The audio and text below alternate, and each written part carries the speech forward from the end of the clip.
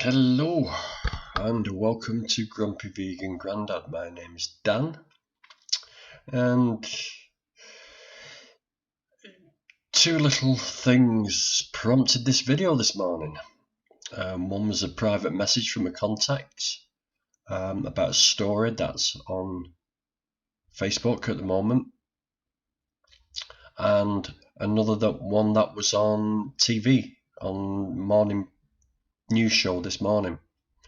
So I've looked into both, and I think I should share them with you. So let's go through it.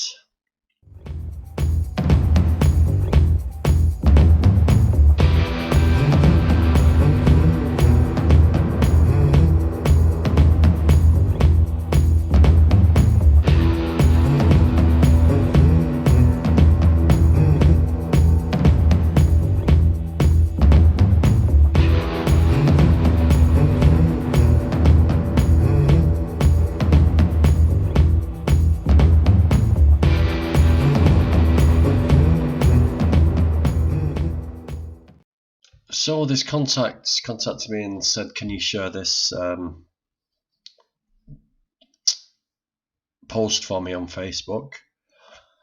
And what's happened is, well, I'll read it.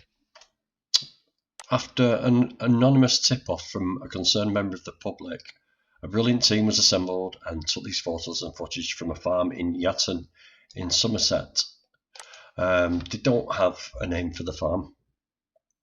It was just one of those little farms that pop up everywhere and are just so obsolete and hidden from view. But what they found there was pretty grim. In fact, it was very grim. There's no shelter anywhere. There are dead and dying sheep all over the place, and almost all of them have sheep scab, which is like an infestation. According to some locals, this farm has always been the same and people report them, but nothing ever gets done.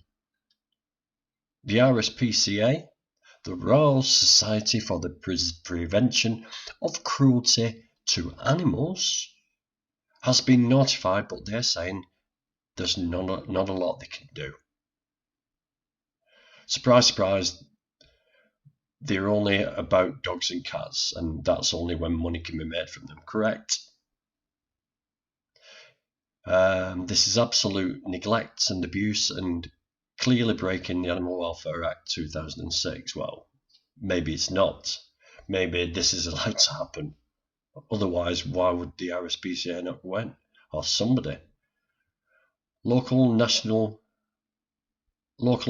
newspapers have also been notified, but we haven't heard anything back from anyone yet, which is why we want you all to share this around the UK and help us get some justice for these poor animals. Just because we're in lockdown doesn't mean that animal abuse miraculously stops. In fact, it gets worse when we're not there to watch over them. But we will never stop until all are free. So, yeah, it's funny, innit? I mean, this looks like, let's go through the pictures. So, yeah, this is what sheep scab is like. They need treatment. It's sat in its own excrement, in her own excrement. Said the it word then. Sorry. Obviously leaning up against a fence. She looks like she's lame. Problem with the back leg there. Again in their own shit. I mean, look at that. They can't keep themselves warm. It's just disgusting, isn't it? And you're telling me nobody can do anything about this? How can nobody take responsibility? Let's play the video.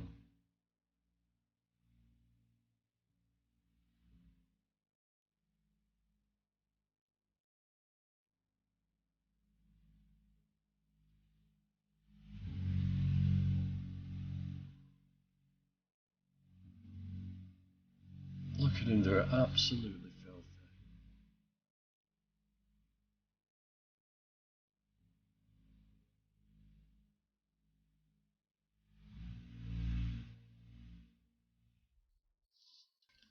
So guys, not a very pretty picture.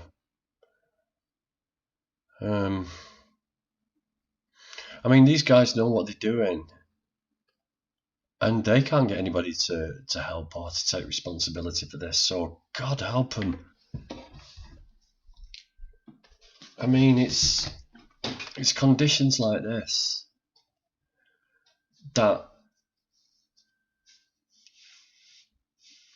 like in Canada, where you can't, that would be illegal now in Canada, in the ag law provinces of Canada. That would be illegal to go and film that shit, to expose it. It's just so disgusting. And this is, what is, why is this allowed to happen? Is it because these farmers take on so many animals that they can't cope? Because otherwise it's not profitable. Or they can't get enough grants unless they've got so many animals. What is it? Why are they getting so many animals that they can't look after more? Is it just neglect? Is it just an arsehole farmer? How many other farms are like this? How many other farms are like this? When you guys are out and about and you go for a country drive or a country walk and you see a sheep farm, go and have a look. Go and have a nosy and see what's going on. Get your phone out, take some images, because this is just terrible. I mean, it's bad enough, the conditions and the life they've got to lead anyway, but to be neglected on top of all that is just like the worst of the worst.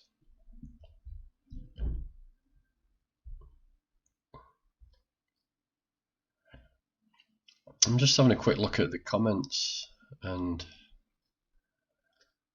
this is appalling. Which RSPCA did you contact, please? Local branches can't deal with anything like this. You need to phone this 0300 number.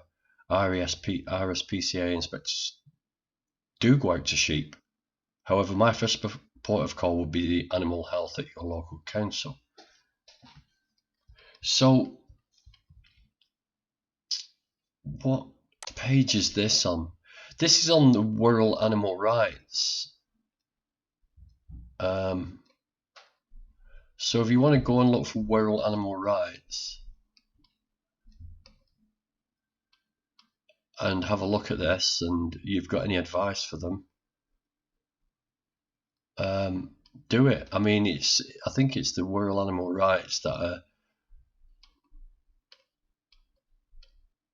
trying to, is it this? Oh no, that's Knowsley. Oh, no, magpie there. So yeah, if you know what you can do, let me know. Drop it in the comments below. Who do you contact about this? Fucking disgusting. So that was the first thing that popped up. The second one, and it's something that I've sort of never thought about. You'll have to excuse me, I'm growing a beard, I'm growing my hair under here. Don't ask me why. I'm growing the beard because I want to grow a beard, but I'm growing, look at my hair, bloody hell. I'm just growing my hair to see what it looks like with a wispy baldy top. I'm just interested. I've just never ever grown it in like 20, 30 years, even though it's like just... But anyway, Joanna Lumley this morning was on TV, and she was talking about wind farms, and I'm like, well, okay, what are you protesting against? Because she was saying she was heading a protest against they're building these wind farms, and I'm trying to eat my porridge and like get ready for work and everything. And then I looked, and it's not, and it's something I never even realised, is that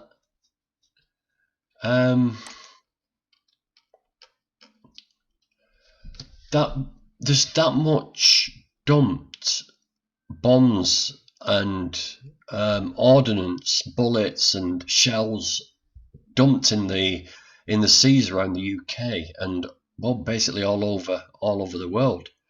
Some that have fallen in there by accident, some that have gone in there with sunken ships. Our government's actually dumped ordnance into the sea after World War II.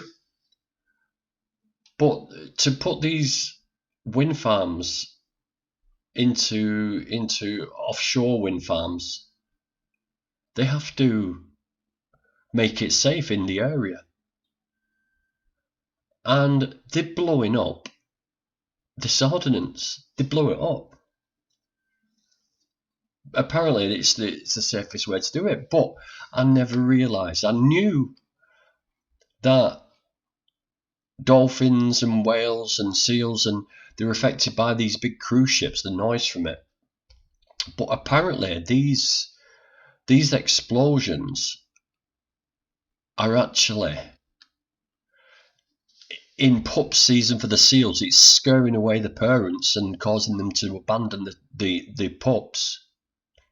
And it's also deafening. You heard me right, deafening whales and dolphins.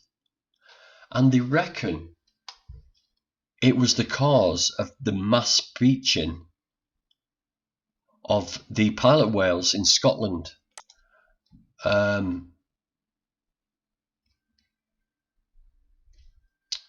In 2011.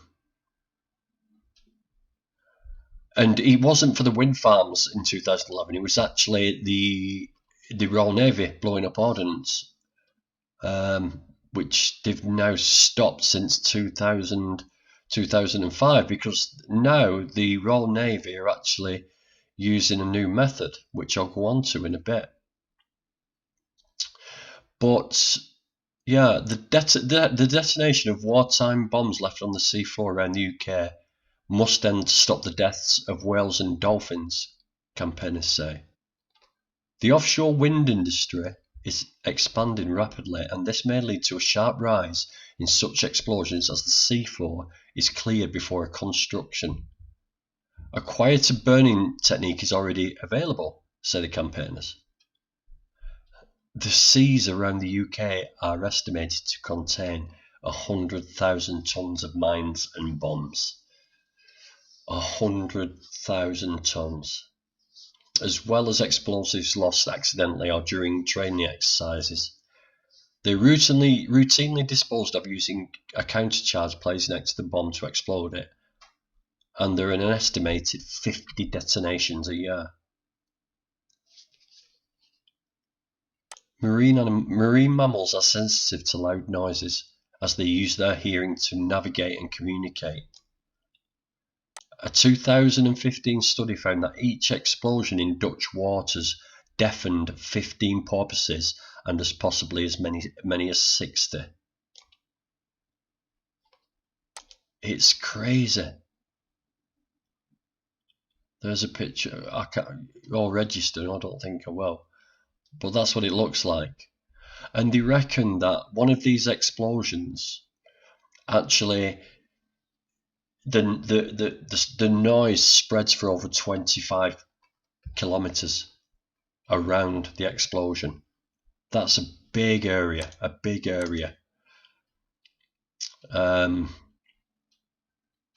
But the problem is, and the reason why Joanna Lumley's got into it, is that even though she's not vegan, so she's a bit of a hypocrite, the reason she's got into it is because they're doing a big boost on wind farms, on offshore wind farms. Boris Johnson is pledged to power every home using wind energy by 2030. So that means there's going to be an increase in these explosions. and they have put it down to like I was talking before, that in Scotland it caused 19 pilot whales to beach and die on the north coast of Scotland 4 years ago. This was that's 2015. So this was, so it was 2011. The SNP has now called on the Ministry of Defence to give assurance that no more bombs will be exploded in Scottish waters following a report on July 2011 incident. The Department of Environment and Food and Rural Affairs DEFRA found that the explosions could have damaged the hearing and navigational abilities of the whales, causing them to beach at Durness and die. So this was in 2015. This was a problem in 2015. They were talking about this in 2015. The report reveals that 3 1,000-pound bombs were detonated in the sea nearby the Royal Navy's Northern Diving Group in the 24 hours before the whales were stranded. A fourth 250-pound bomb was exploded after stranding began. The report states the magnitude, frequency and proximity of the multiple detonations in the day prior to the stranding and the single high-order detonation shortly after the beginning of the mass stranding were plausible sources of significant disturbance to any neighbouring marine animals. The 3 initial explosions could have had a significant detrimental effect on the hearing and therefore navigational competence of any cetaceans in proximity. It adds the 4th bomb might have served to drive the animals further inland. So, what's the alternative? I hear you all shouting at me. Stop shouting! An alternative method used by the Royal Navy since 2005, so this is since 15 years ago, 16 years ago, is far quieter and involves using a small charge to penetrate the bomb casing without it detonating it. The technique called deflagration, is that right? Deflagration causes the explosive inside the bomb to burn rather than pop.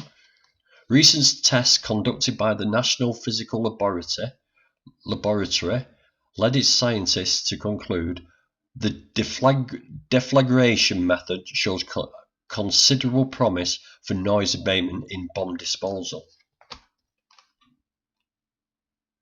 The campaign has been funded by EODEX, a company that provides deflagration services, obviously.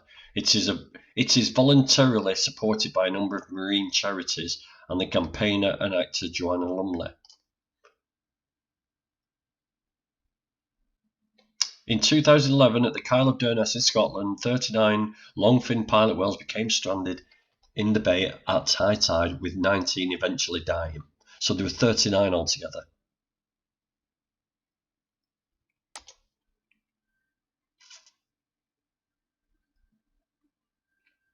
It's just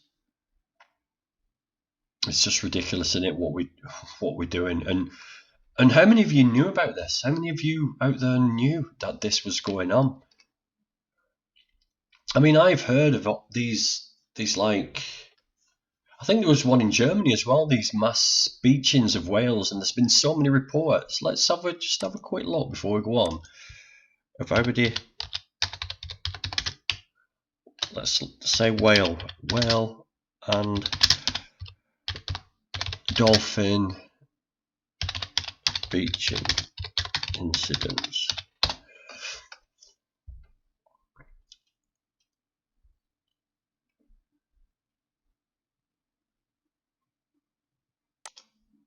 See, there's lots of theories. Minke whale washes up on the beach. Italian Coast Guard huge whale carcass. Whale pod stranded on Yorkshire beach dies. Stranded whale pod beaches in East Yorkshire. Nearly 100 whales die in New Zealand stranding. Rescues. It just goes on and on and on. Minke whale died entangled in rope and plastic. Again, it says, but whales are herded from loch before war exercise. So, what is happening? You know, we try and put it down to natural phenomenon, don't we? That's what we try and say. But is it? I never knew about this. I never knew they did this.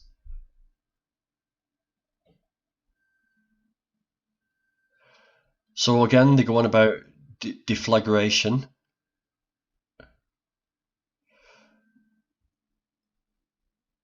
Let's see what they say a little bit further on. Are they going to do it?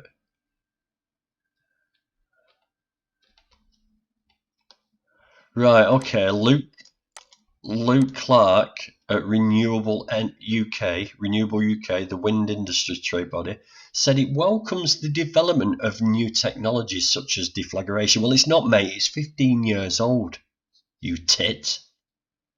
The industry is aware of it as a possible option, but it hasn't been tried and tested when you are finding 500 or 600 pound bombs on the seabed, he said. Well, that's bullshit. Well, that's fucking bullshit, because the Navy, they're all fucking Navy doing it. Fucking dollar. I'll tell you what it is, Luke Clark. It's going to cost that little bit more money, innit?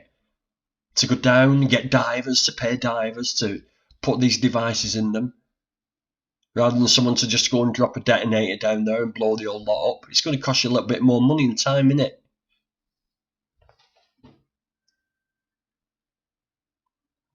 Well, good on her. Good on Joanna Lumley. Alright, she's not vegan, she's vegetarian. But she's pulling her finger out. She's doing something. She's using her fame to get some clout. I applaud her.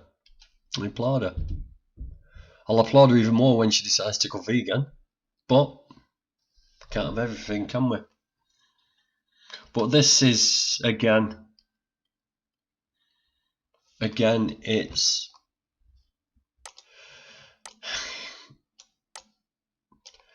the dollar before the ethics, innit? It's the dollar before the ethics. It reminds me of Avatar. Reminds me a bit of Avatar. You know, when they want to mine all that fucking metal that floats or something. So fuck the natives, fuck the forests, fuck the planet. We're doing this, we do it our way, and that's it. We'll chop the massive tree down. It's in the way. Fuck the dolphins, fuck the whales, fuck the seals. It's in the way of our green energy. So guys, how many of you are opting for your green energy, thinking you're doing the right thing?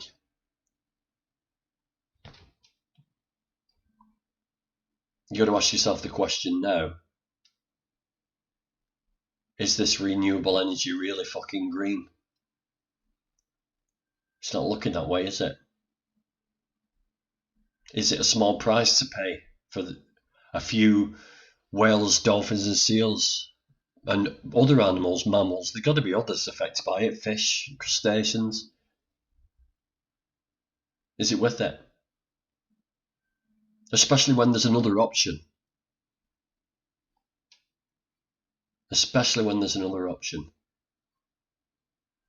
I'm going to look into this some more, and I suggest all you guys do as well, especially if you think you're doing your bit by buying green energy from electric companies who have offshore wind farms, etc. Because this is the question you need to ask now. This is the questions we need to ask them all, and we need to join Joanna Lumley in this campaign, don't we, really? And highlight it. Let's spread it around. There is a better way. Why aren't you doing it? Why aren't you doing it? Because it'll take longer, because it'll cost more money. That's not a good enough reason. Same with the sheep. Same with the sheep farms. Any farm you see, when you're on your travels and you're on your walks, if you see a farm, walk over. Go and have a look at it. See what condition your animals are in. If they look in a bad state, film them. Film them. That's what that camera on your phone is for. Can't keep letting shit like this happen right under our noses.